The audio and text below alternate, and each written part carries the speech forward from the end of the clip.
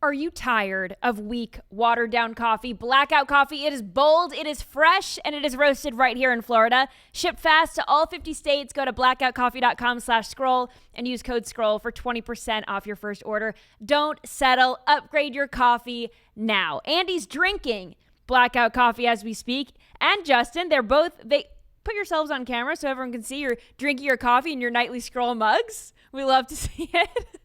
I had my coffee before I came in today, but, just shameless plug here. We're all hyped up on blackout coffee. All right, so what do we have on the show this evening?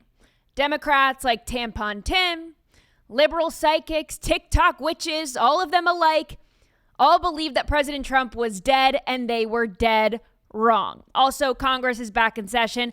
Wow, I'm so glad that our public servants are well rested. It's only been, a month? Then Mayor Brandon Johnson from Chicago tells Chicagoans to stand up to federal troops if/when President Trump decides to send them in after a holiday weekend bloodbath. And a deranged Taylor Swift fan got her name legally changed, and she wants Taylor to know. All right, all of that and so much more on this episode of Nightly Scroll. Watch the show on Rumble if you can. Rumble.com/Hayley is the only place you can watch Nightly Scroll. That'll bring you to the Bongino Report channel. Make sure you're subscribed. Then you can join all of my friends in the chat, all of my homies. It's a lot of fun.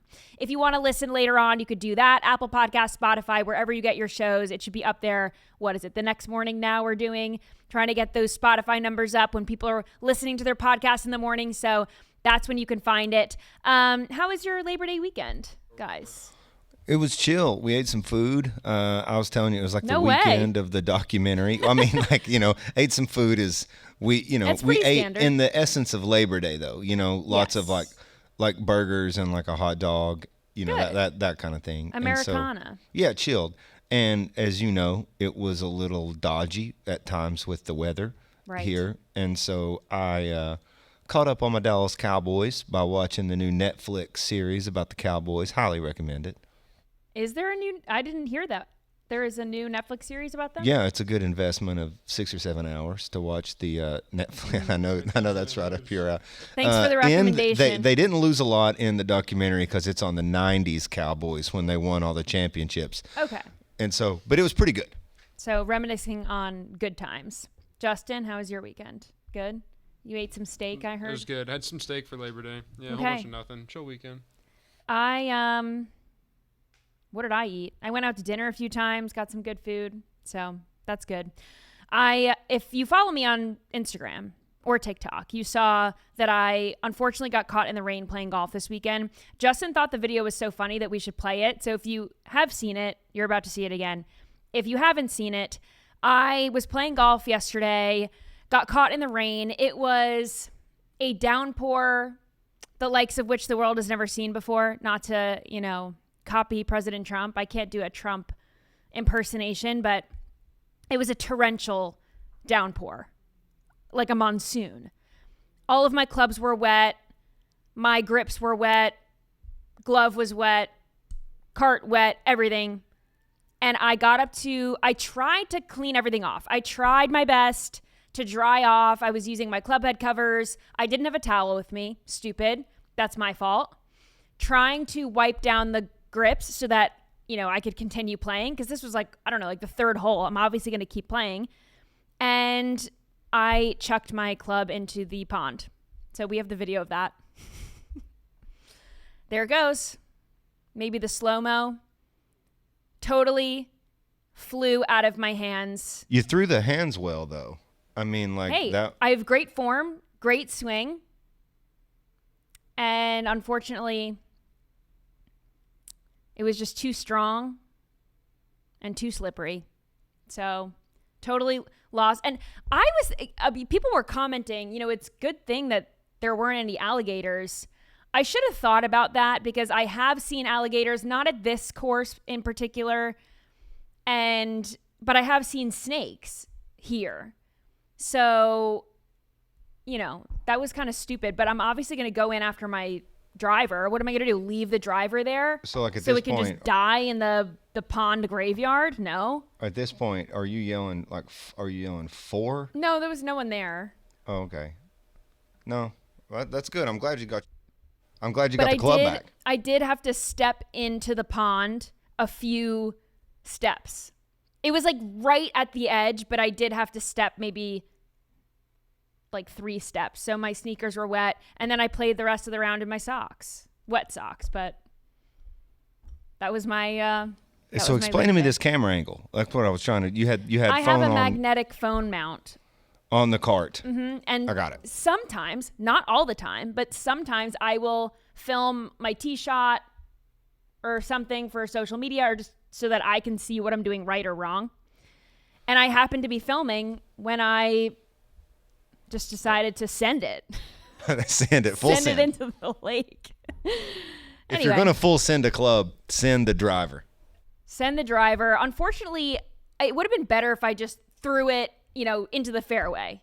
Threw it a few feet ahead of me, but I really, I full sent it into the lake. So anyway, also, not to go off on this for so long, but I was like, I really hope that no one saw that because it was embarrassing. But then I put it on social media, so then whatever, everyone saw it. But I was wondering, or not wondering, but I was a little nervous about, I don't know, bacteria in the water.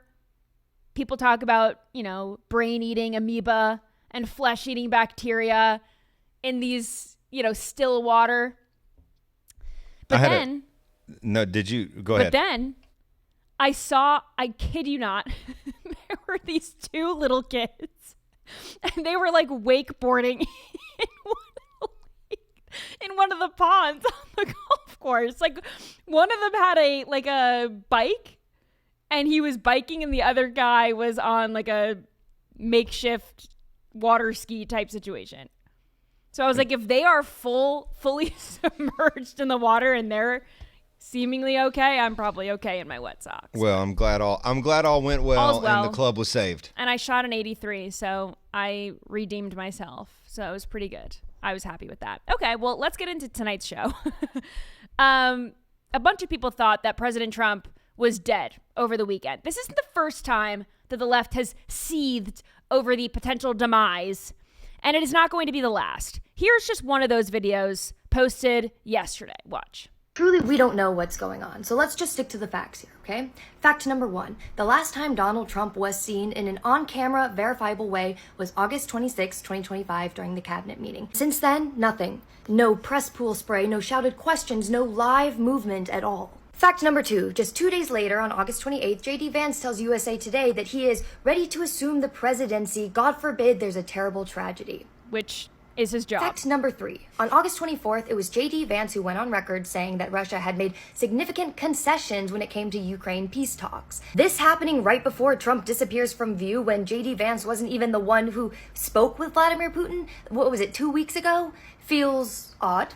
I'll say it. As if it couldn't get any weirder, over Labor Day weekend this weekend, Trump's Truth Social account has blasted out more than 40 posts over a 24-hour period. Some were rambling texts, some were AI-generated images of him, and it was just not how Trump writes. He's crazy and unhinged, but he's a very specific kind of crazy and unhinged, And then fast forward to August 30th, when we see the Trump's Virginia golf outing photos, which people immediately clocked as being recycled from 2023 and 2024. So let's recap here. On August 24th, J.D. Vance takes the lead on Ukraine. August 26th was Trump's last verified public sighting. August 28th, we have J.D. Vance publicly signaling that he's ready to step into office. And now, over the last 48 hours, we have these old photos of Trump resurfacing. We have his accounts being flooded with 40-plus ghost-written posts about Labor Day weekend. And look, maybe Trump's fine. Maybe this is just bad comms. But when you line it up like this, with the dates and the quotes and the recycled optics and the flood of posts that don't sound like him, the picture emerges pretty clearly. And look, we know that J.D. Vance has always been the plan, right? He just was never popular enough to actually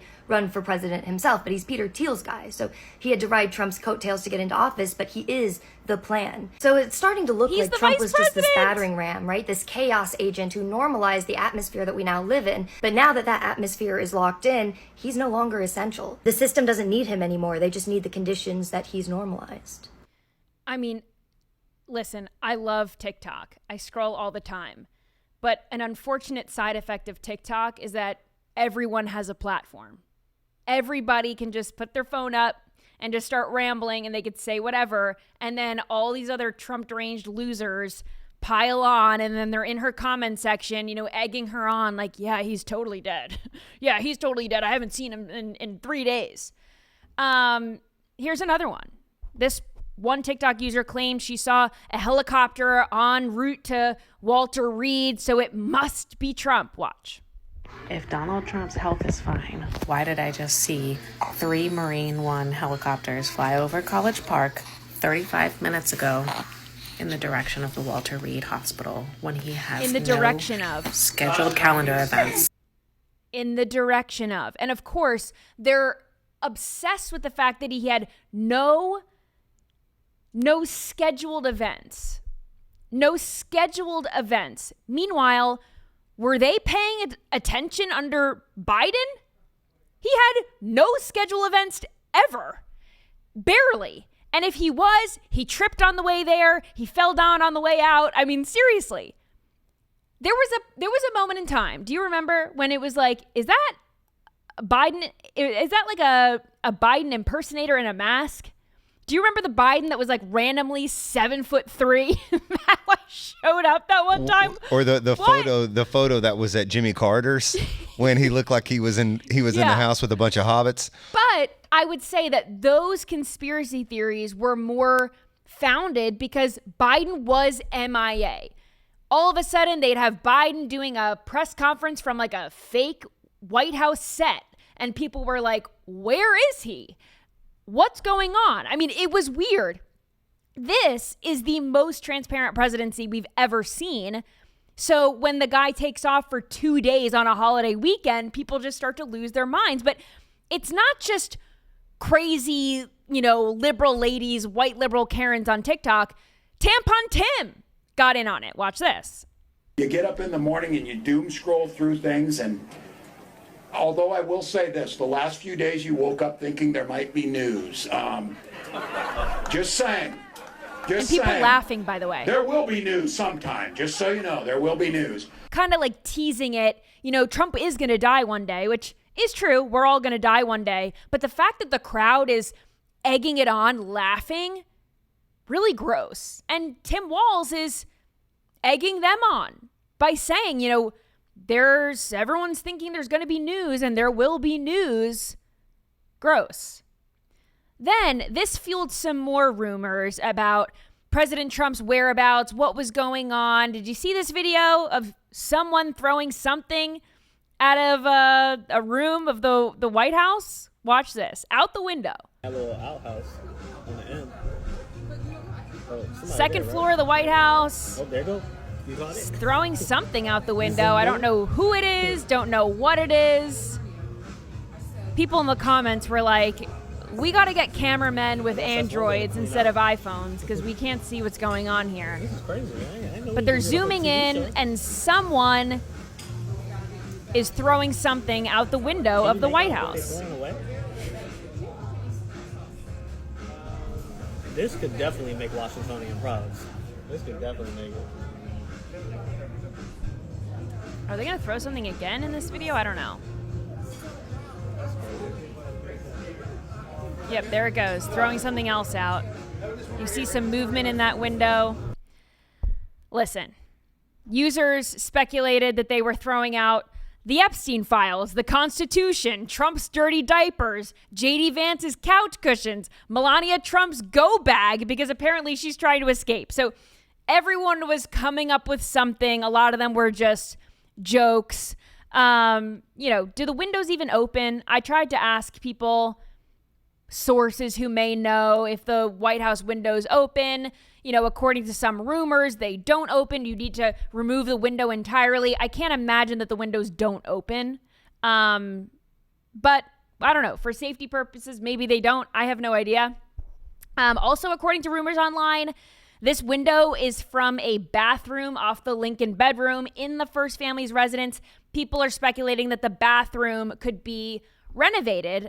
And I reached out to another source of mine in D.C. who says that the White House claims it is a contractor doing regular maintenance while the president was gone, because apparently contractors aren't allowed in there when the president is there. And, President Trump has been talking about contractors being at the White House. Of course, they redid the Rose Garden. He was just complaining about a stupid contractor who scratched the new Rose Garden, something in the Rose Garden. And of course, they are planning this massive $90 million ballroom. So there are contractors around. Would they be in the Lincoln bedroom? I don't know. But much to the liberals' dismay, President Trump was seen this weekend. He was seen on Labor Day. Images are just... Did you hear Peter Doocy ask Trump about that video? We have the video. It's coming up. Okay. Oh, well, you're skipping topics. I didn't know you were about to jump to it. No. About the window video. Window video. Oh, no. Yeah, Peter Doocy asked him about the window video. Trump claims it's AI and that those windows do not open. I don't think it's AI. I'm not saying he's right, but that's what he said. I don't know about that. It doesn't look like AI to me. But that's what he claims. But then my friend, who's a White House reporter, said that the White House told her it was a contractor. He claims it may be AI. Doing routine work. He's just trolling. He might be trolling. I'm not sure. But he said the windows do not open. He said they're bulletproof and like 400 pounds. They do not open. I think they are bulletproof. They probably do open. It also introduced this fantastic meme format. Love. Showing President Trump something. I absolutely love it. But, much to the liberals' dismay, President Trump was seen. And he did go golfing with Kai Trump. He was en route. He was seen en route to Trump National Golf Club, played golf with Kai. I think that's such a blessing, right? We're used to seeing President Biden on the beach. I don't mind it. I like when presidents have time off. They deserve it. I like when we see President Trump working way more often than President Biden, making these speeches and getting out in front of the media way more often than President Biden was. And if you need to blow off some steam and play golf with your granddaughter, by all means. And honestly, if we saw Biden more often, I'd say, go ahead, go to the beach. Like, I don't care. But of course, seeing President Trump in the flesh was not enough for liberals with a flair for the macabre. So here's Republicans against Trump. They posted this on Instagram. I saw it on Instagram. I posted it on my story earlier today. And this is, of course, a blurry photo of President Trump. And then they enhanced it somehow because it was a blurry photo of President Trump. And it looks deformed. That does not look, the picture on the left looks like President Trump. The way that they enhanced it does not look like President Trump.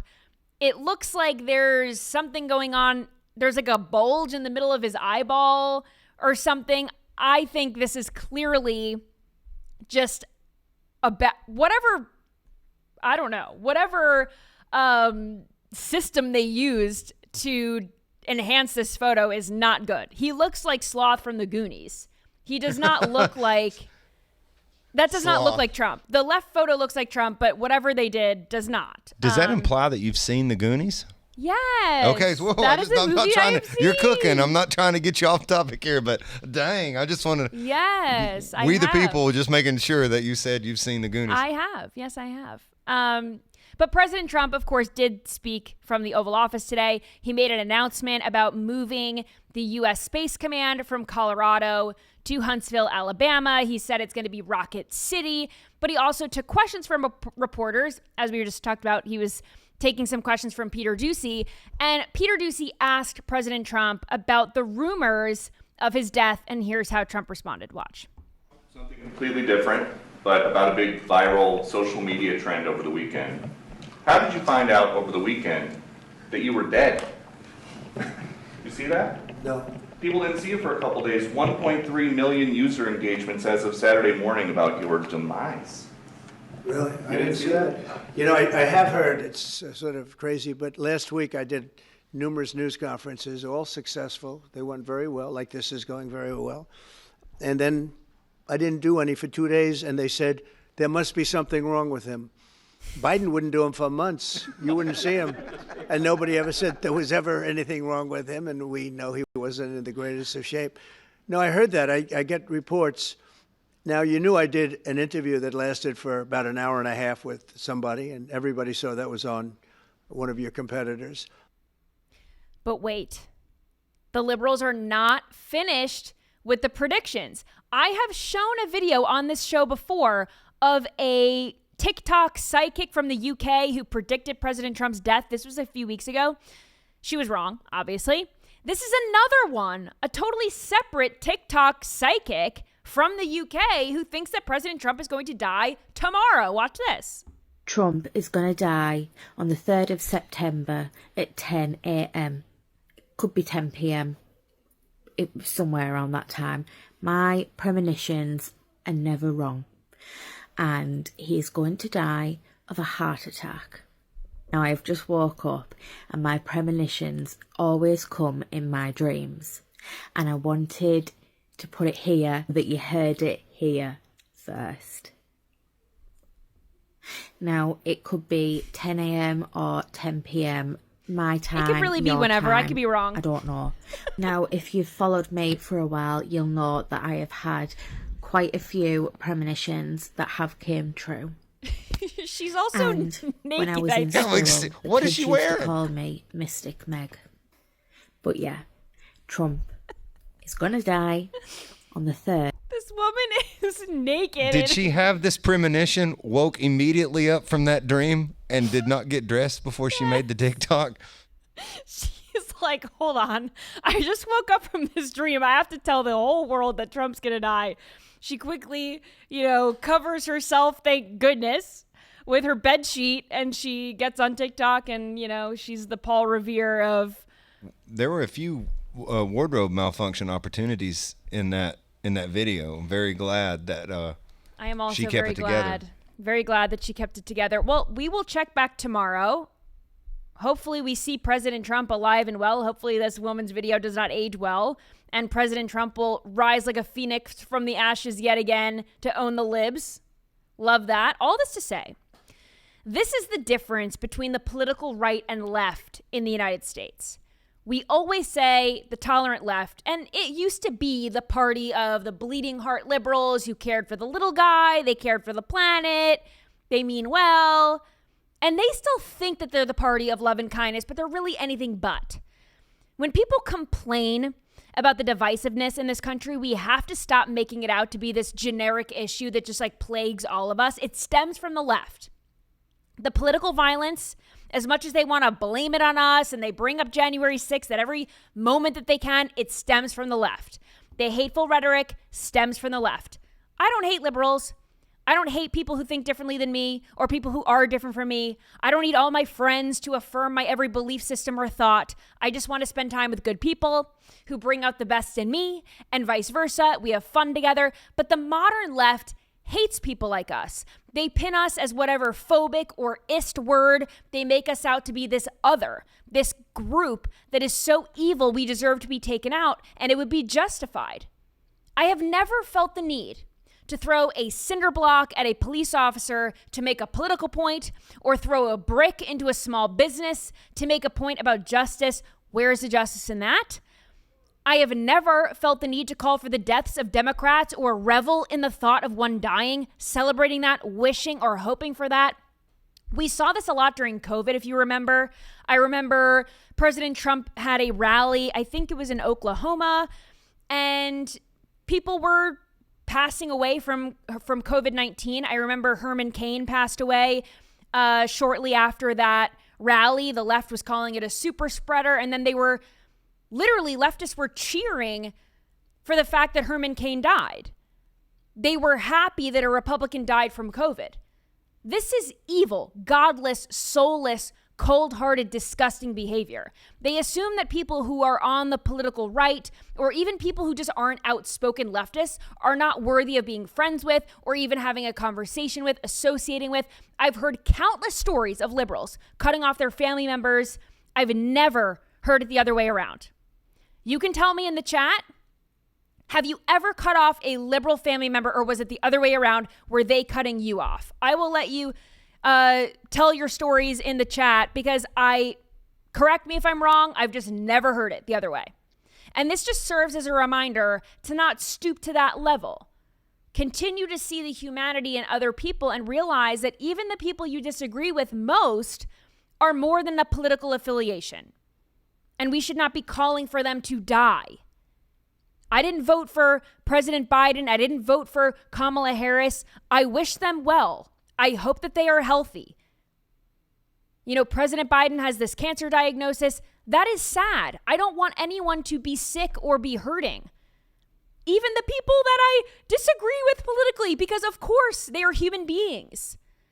Even the people who make their political affiliation their entire personality. They are humans. They are more than their political affiliation. And I really hope we can just get back to a time where we were just one people again, the American people, and it wasn't just this left-right, crazy, hateful divisiveness. And I really do think that, I mean, this reminder is for everyone, but it's really for people on the left who are the ones cutting people off just because they disagree. Want to take a quick break to tell you about our sponsors for tonight's show. First is Blackout Coffee. Let's talk about convenience, okay? I start my day with Blackout Coffee, and if you're like me, you need that caffeine fix fast in the morning. Everyone's busy. They've got to get their day started. Blackout is a great way to get your day started. Their coffee pods are a total game changer. These are not your average grocery store pods. Blackout pods are packed with fresh roasted, bold coffee made right here in Florida, and they work fast with single-serve pod brewers. So yes, it is fast, it is easy, it is actually delicious. None of that bitter, stale junk. You just pop one in, whatever coffee maker you have, boom, you've got a strong, smooth cup of coffee in just seconds. So whether you're racing out the door, juggling kids, jumping into back-to-back calls, this is your new morning lifesaver. And the best part is they ship nationwide, so no matter where you live, you can have Florida fresh coffee at your door in just days. Go to blackoutcoffee.com/scroll or use code SCROLL at checkout for 20% off your first order. Hey, you wake up in the morning, you get your Blackout coffee, but what sheets are you sleeping in, okay? You know those common myths we all hear, like cold weather causes colds, or we only use 10% of our brains? Here's another one. Thread count. Many people think that a higher thread count means better sheets, but it's really a measure of fabric density. When it comes to sheets, what actually matters is the quality of the thread itself, and that is where Boll & Branch comes in. Their sheets have changed the game for my sleep. They are crafted with premium organic cotton, making them feel so soft and luxurious. Plus, they are built to last. And the best part is they only get softer after every wash. I'm actually a little sad right now because my Boll & Branch sheets are in the wash, and I've got another brand on, and I can't wait for next weekend when I can switch it out and get my Boll & Branch back on my bed again. So it is not about how many threads there are, it's about how Boll & Branch makes you feel. So if you are after sheets that offer both luxury and durability, Boll & Branch is the way to go. Trust me, you will never look at your bed the same way again. Feel the difference an extraordinary night's sleep can make with Boll & Branch. Get 15% off plus free shipping on your first set of sheets at bollandbranch.com/scroll. That is Boll & Branch, BOLLAND branch.com/scroll to save 15% and unlock free shipping. Exclusions apply. Visit bollandbranch.com for details. All right, unfortunately, Congress is back. They had this long break. I guess they were off for, a month? I have never been off for a month. I've actually never taken a week off of work in my working career. We got to get a wins-loss on Swalwell out there with the leprechauns. We do. We need an update. For sure. You know, they were keeping busy, going to the gym. They were sitting in the pool, tweeting about Trump. So whatever, they're back. Time flies when you're working. Seems like just yesterday they were all packed up for their summer vacation and we were making fun of them. But not so fast. Another government shutdown is now looming. They will have to find more money. This is, we could take down this headline. This is a few stories back. But they're going to have to find some more money from somewhere, us, the taxpayer, to keep the lights on. But first, this is what they have on deck for tomorrow. Congressman Thomas Massie and Ro Khanna, they are hoping to force the release of the Epstein files. Now, Thomas Massie is filing a discharge petition to bypass leadership and force a vote on his resolution. If the resolution is passed, it would force the DOJ to unseal files related to Epstein by a certain period of time. So tomorrow, they plan to host a Capitol News conference featuring abuse survivors of Epstein and Maxwell. Now, we're going to cover this tomorrow. We're going to see what happens. I will stay on top of it. You all know how I feel about the Epstein stuff. I want anything related to him released. I don't care who is implicated. I don't care if Trump is implicated. I don't care if every single world leader goes down and the world burns to the ground. I want everything out in the open. You say that this is a transparent administration. Give us everything you got. The DOJ, according to them a few months ago, they had given us everything. They had gone through everything. Then, of course, due to public pressure, then it's like, well, you know, the story kind of changes. And then Pam Bondi says, oh, well, actually, the government's never interviewed Ghislaine Maxwell. I guess we'll go do that. So the handling of this has been botched from the very beginning. And I take this stuff very seriously. I don't love the optics of Epstein victims speaking at some news conference in hopes of legislation being passed. I don't know if I'm the only one that feels this way. It kind of just seems a little icky, like they're being used as political pawns. I'm sure if they didn't want to speak or be involved, they wouldn't. And I'm certainly interested in what's going to happen tomorrow. But after the whole binder debacle, I just want whatever that is done to be done right. So I will stay on it. I just think I'd rather hear from Pam Bondi about what happened than the victims. I'm actually cool with protecting the victims and hearing from the people at the top who kind of ruined this from the very beginning. But then again, because of what I just said, it seems like Attorney General Pam Bondi responds to this kind of pushback. Everyone was mad at her. And then she said, okay, well, fine, we'll go interview Ghislaine Maxwell. So maybe this resolution, if it is passed, maybe this will push the DOJ to do something differently, you know? So I'm remaining hopeful that this will force something to happen. I just want it done right. And I want justice to be served, of course. So I'll look into that for tomorrow night's show. But speaking of holding criminals accountable, that has been the Trump administration's mission from the very beginning. It started with the robust approach to secure the southern border, deport people who don't belong here, and of course, restoring law and order to major cities across the nation. Famously, he started with LA when everyone was throwing bricks at cops for these No Kings protests, and now, of course, DC. But he teased sending the National Guard to Chicago. It was met with a bunch of pushback from Governor Pritzker and Mayor Brandon Johnson, despite a holiday weekend full of crime. This happens in Chicago. All these criminals, they wait until the 4th of July weekend. 4th of July weekend is usually a bloodbath in Chicago because they say, oh, fireworks, perfectly. No one's going to hear the gunshots, and all these people die. This was no different. 58 people were shot in Chicago this weekend. 9 were killed. And it was the most violent holiday weekend of the entire summer. But despite those very inconvenient truths that these Democrat politicians don't want you to know, Mayor Johnson is telling his people to stand up against federal troops if/when President Trump decides to send them into Chicago. Listen to this. Are you prepared to defend this land that was built by slaves, a land that was built by indigenous people, a land that is built by workers? Are you prepared to defend this land? The people united will always prevail. I need you all to stand firm, to stand strong if this president decides to continue to break this Constitution. All these Democrats know how to do is blame Trump. They're pointing the fingers at Trump. Their cities are messes. They're a mess and they're dangerous. And when you ask people who actually live in these cities if this kind of presence is welcome, they say, yes, please. We've been waiting for something like this. Please. An actual president, someone who wants to do something to help us. And because it's President Trump and they're Democrats, they just have to fight him, even though this should be bipartisan. It should be bipartisan to live somewhere safe and feel safe walking around your city. And clearly, people who live on the south side of the Chicago, they don't feel so safe.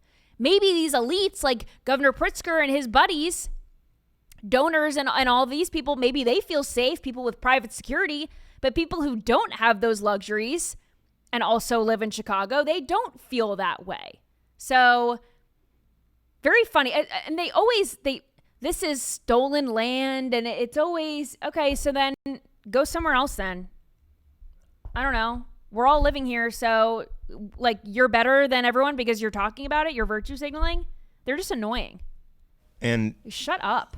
Focus on the fact that people are getting shot all over the city all the time. Like, this just isn't Labor Day weekend. This has happened every weekend for 10 years. Police is understaffed. They can't get out. They can't patrol. They can't react anywhere. I mean, it's a bad neighborhood. So to get up there and just start peddling rally points. And whether the land is stolen or not, people are dying. So would 100%. you rather you don't want the crime to be fixed because it's stolen land? What are you talking about? And what does it matter who helps fix it? You know? I don't know. Did you see this headline about Congresswoman Ilhan Omar? Just on the topic of Democrats and how corrupt and disgusting they are. Apparently, Congresswoman Ilhan Omar's net worth is $30 million. This is it just jumped to $30 million in 1 year. And this is all due to her figured out in her congressional financial disclosures. So it was first reported by the Washington Free Beacon. And Omar and her husband, they have a net worth, it's somewhere between $6 million and $30 million. And she, of course, is a Democrat. So Democrats, if they are millionaires, they have to say that they're not. So she has said many times that she's not a millionaire. And of course, they hate billionaires with a B. I mean, billionaires are even worse. But she's on her way. If she jumped from 6 million to maybe 30 million in just a year, I mean, she's well on her way. Where they made this money? Well, her husband's really rich. He owns 2 companies. He owns a winery in California, a la Gavin Newsom. This seems to be a trend, if you will. And he also owns a venture capital firm. So they're doing very well. And of course, she has her lowly government salary as well.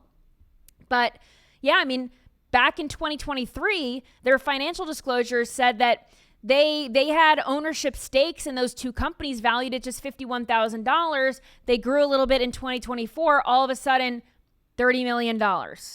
So he's gotten rich off of investing. Oh. Just like other Democrats have gotten rich off of investing. They all have gotten rich off of investing.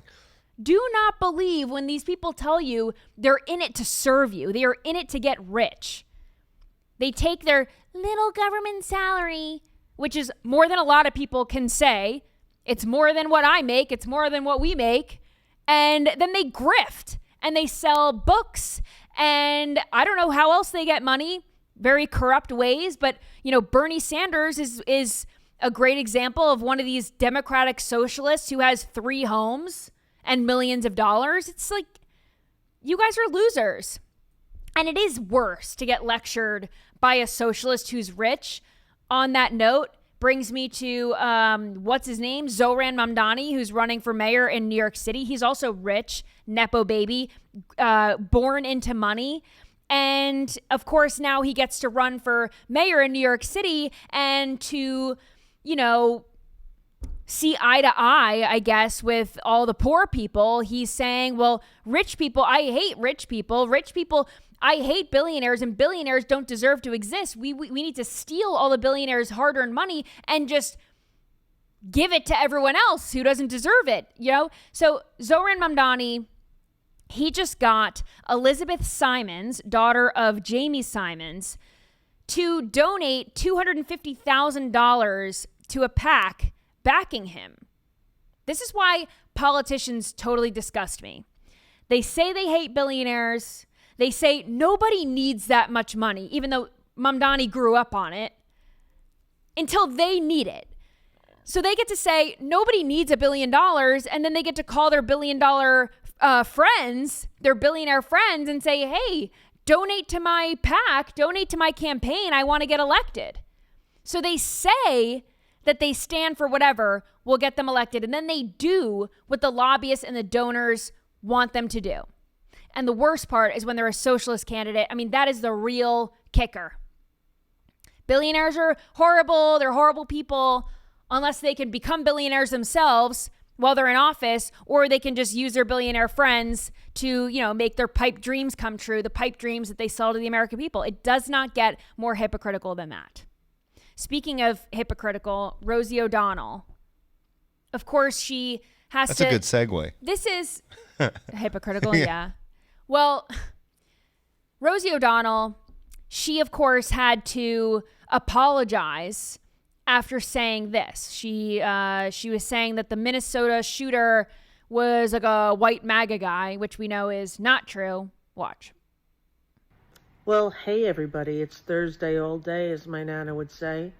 And what can I tell you? I'm in Dublin, Ireland, having a great life, enjoying the people of Dublin, Ireland, and the culture and the sense of community. And so about the Minnesota shooting, and it brought me right back to Columbine in 1999, when I just could not get it through my head that students in America were shooting each other in schools. And this was a church inside a Catholic school. And what do you know, it was a white guy, Republican, MAGA person. What do you know? Where does she get this? White supremacist. Nothing has happened since Columbine. Nothing. The Million Mom March. Nothing. It's overwhelming. Where do they get this stuff? The guy had like F Trump on his guns. And where does she get this stuff? Clearly she's not paying attention, which, by the way, she moved to Ireland to not pay attention. So go over there and leave us all alone then. She had to obviously apologize after making that video because she was so wrong. She said, I did not do my due diligence before I made that emotional statement. I said things about the shooter that were incorrect. I assumed, like most shooters, they followed a standard MO and had a standard, feelings of, NRA loving kind of gun people, which is crazy, by the way. Have we ever had an NRA member commit a mass shooting? I mean, correct me if I'm wrong, but I haven't heard of one. Anyway, she said, the truth is messed up. And when you mess up, you fess up. I'm sorry. This is my apology video, and I hope it's enough. You know what would be enough? Going away forever. You said you're going to Ireland to go live there and escape Trump. I mean, let yourself escape then. Put the phone down, because we don't want to hear from you. And when we do hear from her, it's wrong. So just shut up. Shut up and go away. Speaking of apologies, though, we have to talk about Snoop Dogg. We played this video on the show a few weeks ago, and he was saying that it was uncomfortable going to the movies with his grandson because these LGBTQ themes came up. So let's play this video for anyone who didn't see it. I took my grandson to see Buzz Lightyear. Toy Story? Not that one, but the new Buzz. So we watching it, and man, she had a baby with a woman. Well, my grandson in the middle of the movie like, Papa Snoop, how she have a baby with a woman? She a woman. Oh, shit. I didn't come in for this shit. I just came to watch the goddamn movie. So it's like, it fucked me. I'm scared to go to the movies now. Like, y'all throwing me in the middle of shit that I don't have an answer for. It threw me for a loop. I'm like, what part of the movie was this? These are kids that we have to show that at this age, like. That part. They're going to ask questions. Yeah. They are going to ask. I don't have the answer. All right. So Snoop Dogg comes out and say this. I think a lot of people can appreciate this. A lot of parents, grandparents can watch this and say, yeah, I wasn't expecting to see these themes in movies, shows. And you already know my take on this. I think that parents and grandparents, this is how sick our society has gotten. We better be armed and ready to answer these questions because they're coming. And you can either say, I don't know, and let some other woke teacher fill in the blanks or Disney fill in the blanks, or you can get ahead of it and be ready to answer your child or your grandchild's questions. I also said, if we think that, these LGBTQ themes are inappropriate, for this example, lesbians having kids, or, which is the reality. Like, gay people exist, they adopt children or use a surrogate or whatever. This exists. So that's why I think we should just be prepared to answer the questions, because they're valid questions. But I think if you think that gay kissing or anything like that, these gay sexual themes are too much for children, which I agree with, remove all romantic and sexual things from movies. That was my take last week when we talked about this video. Remove it. I don't want to see people kissing. I remember being a kid watching movies and being like, this makes me uncomfortable. Because kids shouldn't be watching adults kiss. I don't care if it's like a prince and a princess. Like, call me crazy. But I just think that you can show love in other ways. There's no need to watch like romantic sexual interactions between adults and then put it in like a cartoon form and package it for kids. It's crazy. So I just think get rid of it. But anyway, people were all upset with Snoop Dogg and he had to put out an apology. Don't apologize. Do not apologize. This is what he said. I was just caught off guard and had no answer for my grandsons. All my gay friends know what's up. They've been calling me with love. My bad for not knowing the answers for a 6-year-old. Teach me how to learn. I'm not perfect. Which is kind of just a cop-out. If your gay friends are calling you and it's all love and they know your heart, then what? Like, just own the comments. It's not like he was lying. He was being honest when he said this stuff is hard to deal with my grandkids. 100% true. And we were on here after we played this. I was like, I'm glad, because a couple of weeks ago was Denzel talking about cancel culture. And I'm like, I'm glad some of these guys are like standing up to this, to say that you don't understand it, or to say that it's not appropriate to be in kids' movies. Totally. Isn't offensive to anyone. It's just that it doesn't need to be in kids' movies. I agree. I totally So this agree. is just, Snoop. No. He's tougher than this. That's what I was thinking. And then he gangster rapped the whole 90s. He's tougher than this. This is why, too, when we see someone come out, it's like conservatives rally around them because it's like, oh, they said the right thing. But then they always backtrack or they apologize. This is why when the whole Sydney Sweeney thing was happening, I'm like, leave her alone, because she's going to come out and say a statement like, these MAGA people are crazy. By the way, that we're, freaking out over this stuff and like wouldn't leave her alone. That like, I just think, who cares what celebrities think about literally anything? I know I cover this stuff on my show, but it's like, they say the right thing and then they backtrack or they apologize for it. It's like, why do we even care? Why are we listening? Like, we can never trust them to stand on business. Stand 10 toes down and say, I'm Snoop Dogg and I don't like gay content for kids. Just stand down on that. Like, that is valid. And whatever happened to, like, not everything is insulting. He just simply said, this is a hard question to answer. It's a hard question to answer, and I don't know that we should have 6-year-olds looking at this or trying to get confused by these themes in movies. Like, that's not offensive. And he said, too, like, my gay friends know that I'm all love and I understand. Okay, so then why are you apologizing to these internet warriors you don't know? And who cares what they think? Who cares? There were other comedians, though, like Marlon Wayans and people like that are big wigs that sort of did come out and call Snoop out cares? For this. Agreed. Who cares? Anyway, we have some football stories, and I have a football video for you too, Andy, at the end of the show. That's my last video, so I do want to get to that. But Secretary Marco Rubio, he made a joke in a cabinet meeting with President Trump, basically saying, Saturdays are for the boys. They're not for boys and girls getting married. They're just for the boys. Watch this. And then on a point of personal privilege, I wasn't even going to raise it. I haven't even talked to you about this. It's a little controversial, but I think I need to bring it up at this time of year. This thing about people getting married on Saturdays during college football season is a scourge, Mr. President. It's dividing families. And I don't know if we can have an executive order on this. I'm just saying. But it's really difficult. There's 7 other months of the year that people could get married. So I just wanted to say that because it's very, very difficult. Thank you. What's your take on weddings during the fall college football season? No, don't have them. don't have them. Fall weddings, I guess, are like all right. It's I mean, prime people want to have season. them there, but listen, the spring is a beautiful time. That's a new relationship. You know what I'm saying? The rejuvenance of nature, new young love. Get married in the spring, people. You know what I mean? Underneath here's the blooming problem. trees, fresh allergies in the air, everybody sneeze.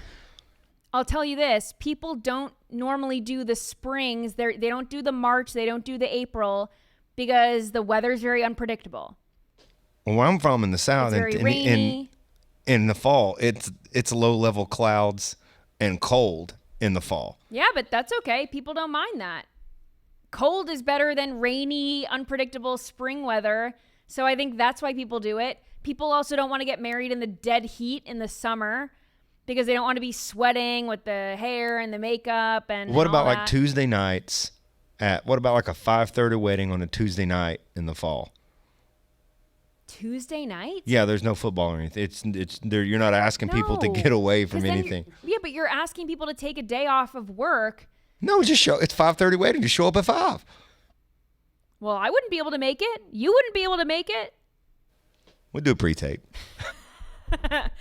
Anyway, my take is if you can't be there for your friend, whether he is getting married on Saturday or not, you might have your priorities messed up. I understand that you want to watch football. I have been, by the way, to a wedding on Saturday in the fall, and I have seen guys in the church watching football on their phones. Come on. You get push notifications. I know that ESPN, you can get push notifications and keep up with it, but like phones in church, really? I wouldn't go that far, because what I would do is you record the game and you avoid everyone. Make it obnoxiously known that you don't want to know the score, to the point of like swinging at somebody. Don't tell me the Cowboys score. I've got the game recorded and I will be home to watch it later. Absolutely, yes. That way you can be present and you get both. Just don't tell me the score. Right. The thing is with weddings, though, people are out all night, so they're not really going back to the hotel room or wherever to... Anyway, I just thought that was funny. All right, let's get into some scrolling time. I dislike Taylor Swift. It is because I do not personally like her music. I think there are some songs, some of the older stuff that's catchy, but for the most part, I am not a fan. I've seen her live in concert when I was in high school. Someone had another ticket and I went. I didn't even seek it out. I was not impressed. And from what I've seen online from the Eras Tour, she has not even really gotten that much better. She needs a lot of bells and whistles to put on a show. She can't dance. She's very awkward. And her vocals are not so incredible that she could just sit on a stool with a guitar and blow everyone away. Andy, would you agree? Or am I off base? I'm telling you it's the truth. Listen to me. Taylor Swift is a singer-songwriter. Like the beautiful thing about the 60s and the 70s, people didn't have amazing. Chris Christopherson's voice wasn't amazing, but he wrote great songs. She's not a pop star. She's tethered more to country music and brought that into pop. But and her heart, what she is I'm going to grab an acoustic and I'm going to sit in a coffee shop and I can sing a good song I've written. That has been that's Taylor Swift. But from I'm 10, just telling you, that's not years commercialized, ago. people making money off of her being used version of Taylor Swift. What she is, the talents that God gave her as a musician. She's a singer, songwriter. And there's a ton of those. And she's great at it. She writes music for other people. But what she is now, it's not, she's not People Beyonce. People argue that she is like the lyricist of our generation. And then she writes, "Karma is a cat on my lap that purrs because it loves me." And then they literally look you dead in the eye and say she is like a lyrical genius. I'm like, okay. All we are is dust in the wind. You know? It's like it Anyway. I'm not saying that she's bad. I'm just saying that what her talent is not going out in front of 80,000 and dancing. No, and she does not have the vocals of Whitney Houston, Mariah Carey, Beyonce, Ariana Grande, like all these people. She does not dance. She doesn't put on a show like Britney Spears, Tate McRae, Dua Lipa, Zara Larsson, like all these people, these pop stars now. She's just not on their level, and that's okay. But the level of hype doesn't really make sense. All she does is stomp around. So for the reasons I just laid out, I think the fan base is obsessed with her because she is one of them. She's one of the girls. She's attainably attractive. attainably talented. Her fan base identifies with her in that way. A lot of Taylor Swift fans, stay with me here. I'm making fun of them, okay?